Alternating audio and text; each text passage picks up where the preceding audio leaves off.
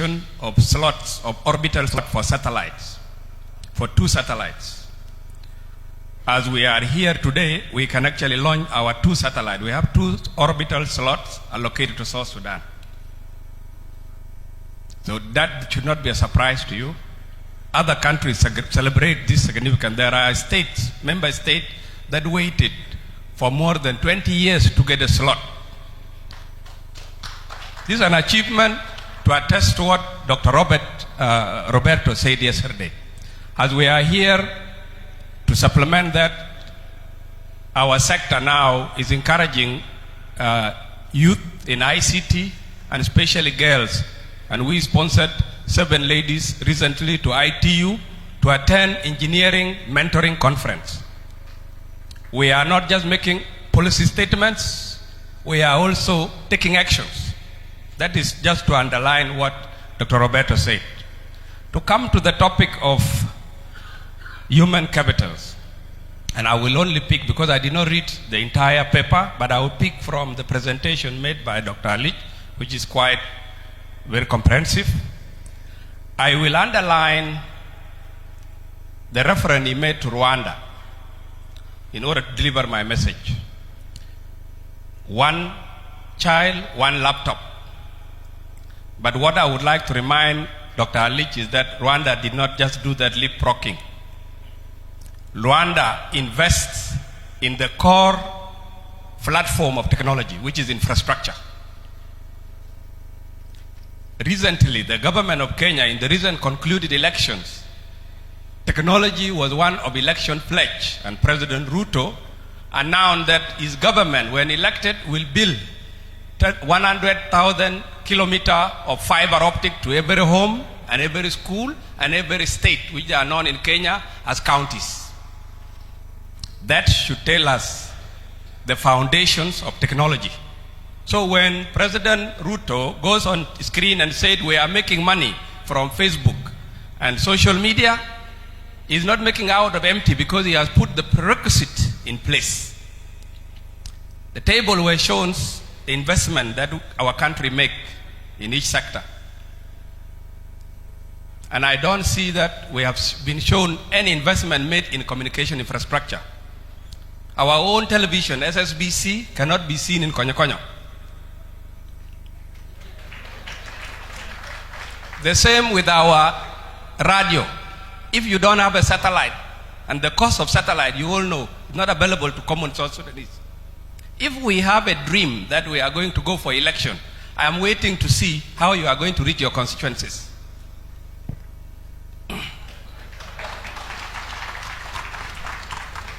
The National Communication Authority, which I head and which implement the policy of the Minister of ICT, had identified the need to diversify our economy right from the beginning.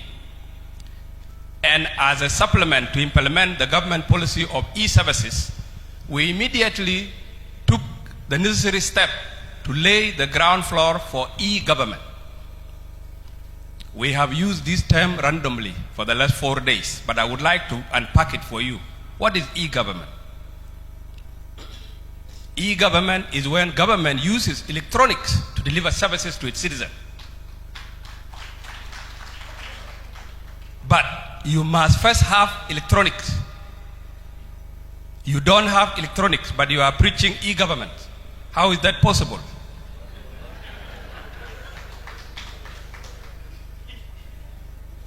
So the ministry has put in place correct policy to advocate the use of e-government, and to supplement that, we have put in place what is called National Domain Service.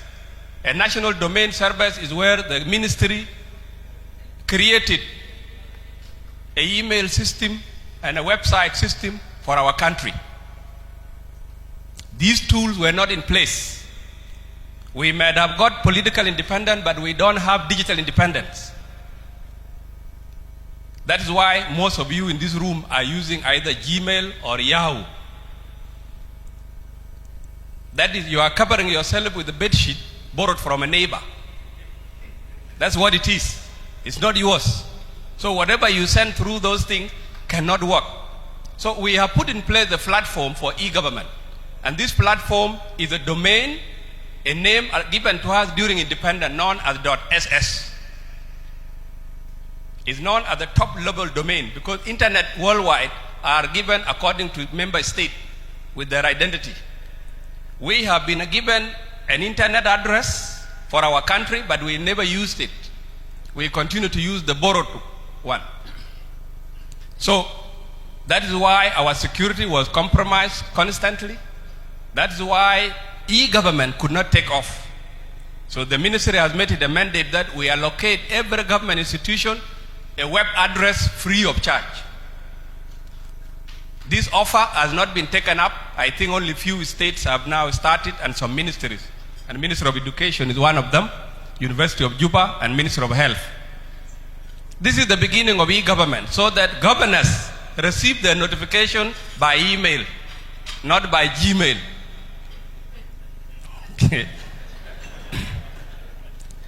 So in our effort to support the economic diversifications and promote and convert technology into economic value, is that first we would like to recognize that according to ITU, technology has become one of the economic pillars for economic growth. Those economies here, they will attest to that. You are all sitting here, the first thing most of you has was the emails and WhatsApp. So in recognition of that, we begin to diversify our license by giving mobile money, which not only bring technology but also diversified economy and bring inclusivity so that women in Raja can receive her money by mobile money. We went a step further to engage with the NRA to help them consolidate the use of technology and facilitate them how to collect non-tax revenue from ICT sector, which is really very abstract. So for us, to conclude, Dr. Ali, that the basic pillars need to be put in place, which is digital literacy for our primary school today. We are members of East Africa. If you take your 7-year-old child from Nyamlel to Arusha, she will not be able to use the phone. So we need to go for digital literacy as the foundation.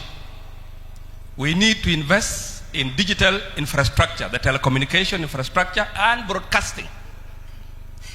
Without those are the bedrock of all the anything you are preaching. Because without the infrastructure, you don't have access to technology. Anything else you say is a wishful thinking. Thank you.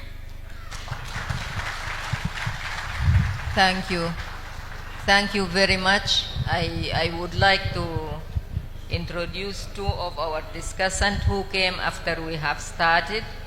And the first is Mr. Chang Son Chang, and he is the Minister of Higher Education.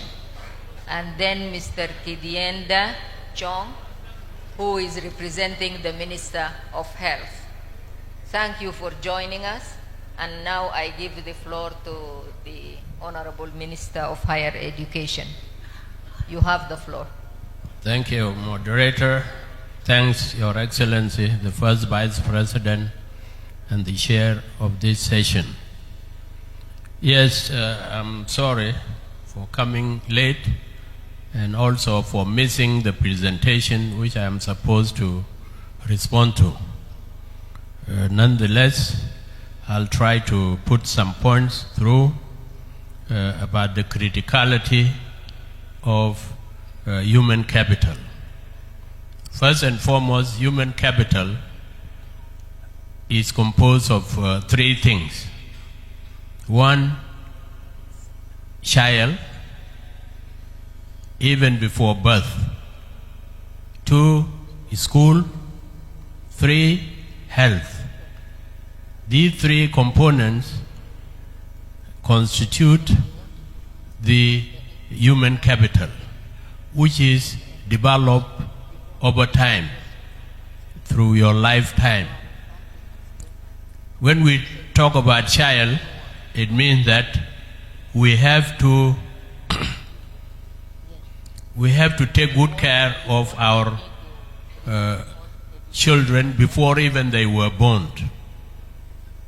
And when they are born, then we have to make sure that they pass through all the modern ways of securing their lives. You have to vaccinate them. You reduce the mortality to a very low level, which is not the case with us and with the third world.